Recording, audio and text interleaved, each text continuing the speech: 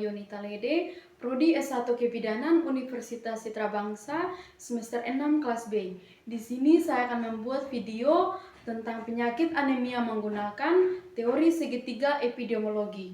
Nah, video ini saya buat untuk memenuhi tugas mata kuliah asuhan kebidanan pada komunitas. Tanpa memperpanjang waktu, saya akan langsung membuat video tentang penyakit anemia menggunakan teori segitiga epidemiologi. Baik, sebelum saya menjelaskan tentang penyakit anemia menggunakan teori segitiga epidemiologi, tentu saya harus menjelaskan terlebih dahulu apa sih itu anemia. Jadi, anemia menurut Kemenkes atau Kementerian Kesehatan merupakan kondisi di saat kadar hemoglobin atau Hb dalam darah seseorang kurang dari batas normal, yaitu kurang dari 12 G per DL untuk remaja putri dan kurang dari 11 G per DL untuk ibu hamil. Nah, di mana kadar hemoglobin atau Hb berfungsi untuk menyebarkan oksigen ke dalam seluruh tubuh. Nah, jika kadar Hb itu kurang dari batas normal, maka oksigen yang disebarkan ke seluruh tubuh itu akan menurun dan juga akan mempengaruhi fungsi dari masing-masing organ, sehingga organ-organ tubuh manusia berfungsi dengan kurang maksimal. Oleh karena itu, orang yang mengalami anemia akan merasakan kelelahan, merasakan pusing, letih lesu, dan juga kurang bersemangat dalam melakukan aktivitas. Nah, untuk penjelasan lebih lanjutnya, saya akan menjelaskan menggunakan teori segitiga epidemiologi. Nah, di sini saya tampilkan algoritma dari penyakit anemia berdasarkan teori segitiga epidemiologi.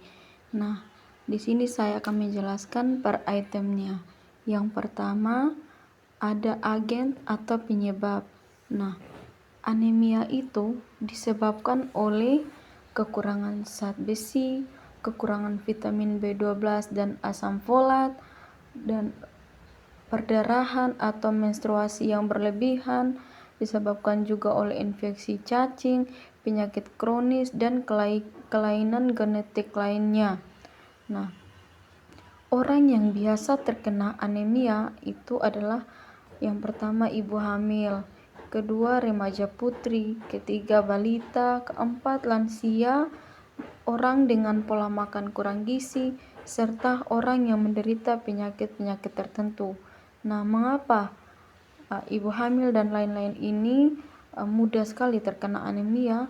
Karena mereka adalah kelompok-kelompok rentan yang mudah sekali terkena oleh penyakit-penyakit tertentu seperti anemia, yaitu ibu hamil, di mana ibu hamil di sini adalah waktu di mana ibu hamil ini sangat sensitif dengan kesehatannya, sehingga mudah sekali untuk terkena penyakit seperti anemia. Sama juga seperti remaja putri, karena setiap bulannya pasti remaja putri akan menstruasi atau mengeluarkan darah. Nah, jika menstruasi itu teratur namun pola makan seseorang itu tidak teratur, maka mudah sekali remaja putri mengalami kekurangan darah dalam tubuhnya. Kemudian item yang ketiga itu environment atau lingkungan.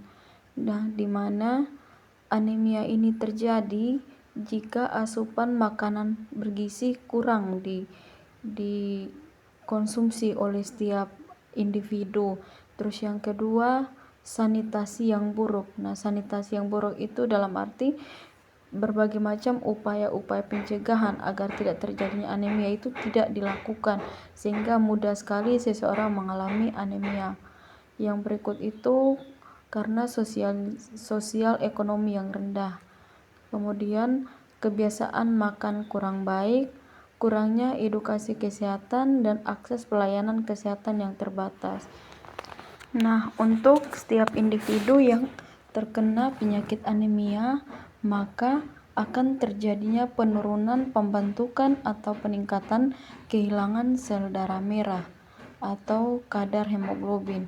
dan juga kadar hemoglobinnya akan menurun atau kurang dari batas normal. Lanjut, setiap individu yang terkena anemia juga di mana suplai oksigen ke jaringan tubuhnya akan berkurang. Nah, dari beberapa kekurangan yang dimiliki oleh yang terkena anemia tersebut akan muncul beberapa gejala dalam dirinya seperti mual muntah, wajah pucat, pusing, jantung berdebar, dan juga kurang semangat dalam melakukan aktivitas setiap harinya. Nah, ada beberapa penanganan atau cara mengatasi penyakit anemia pada setiap individu. Yang paling pertama itu adalah mengonsumsi makanan tinggi zat besi. Nah, jadi perlu setiap individu mengkonsumsi makanan yang tinggi zat besi agar bisa menambah sel darah merah dalam tubuhnya sehingga tidak mudah terkena anemia. Contoh dari makanan tinggi zat besi adalah daging merah, hati ikan, telur, sayuran hijau, dan kacang-kacangan. Nah, terus yang kedua yaitu minum tablet tambah darah, di mana seseorang yang mengalami anemia wajib meminum tablet tambah darah untuk menambah kadar hemoglobin dalam darah seseorang. Yang berikut, konsumsi vitamin C. Nah, di mana vitamin C ini membantu penyerapan zat besi yang optimal, di mana vitamin C ini bisa dikonsumsi bersamaan dengan tablet tambah darah. Terus yang berikut, obati penyebab. Nah, di mana langkah berikutnya untuk mengatasi anemia itu adalah melakukan pengobatan dari penyebab-penyebab terjadinya anemia sehingga seseorang yang mengalami anemia bisa sembuh dari anemia tersebut. Yang terakhir, perbaiki pola makan dan lingkungan. Nah, perlu diperhatikan bahwa cara mengatasi terjadinya anemia itu adalah perbaiki pola makan dan lingkungan seseorang yang tadinya pola makannya buruk atau kurang baik. Nah, jika dia sudah terkena anemia, maka salah satu cara untuk bisa menangani penyakit tersebut adalah perbaiki pola makan yang sehat dan juga yang optimal. Nah, seperti bisa mengonsumsi makanan yang bergizi dan pola makannya juga harus teratur. Tidak boleh mengonsumsi makanan-makanan yang bersoda dan lain-lainnya.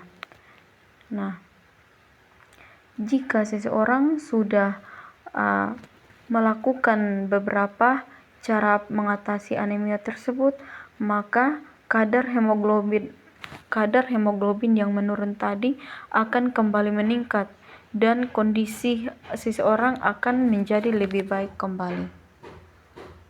Mungkin sekian penjelasan terkait dengan penyakit anemia berdasarkan teori segitiga epidemiologi. Semoga ini bisa bermanfaat bagi setiap orang yang menonton video ini. Semoga bermanfaat. Terima kasih. Sampai jumpa. I just had to let you know you're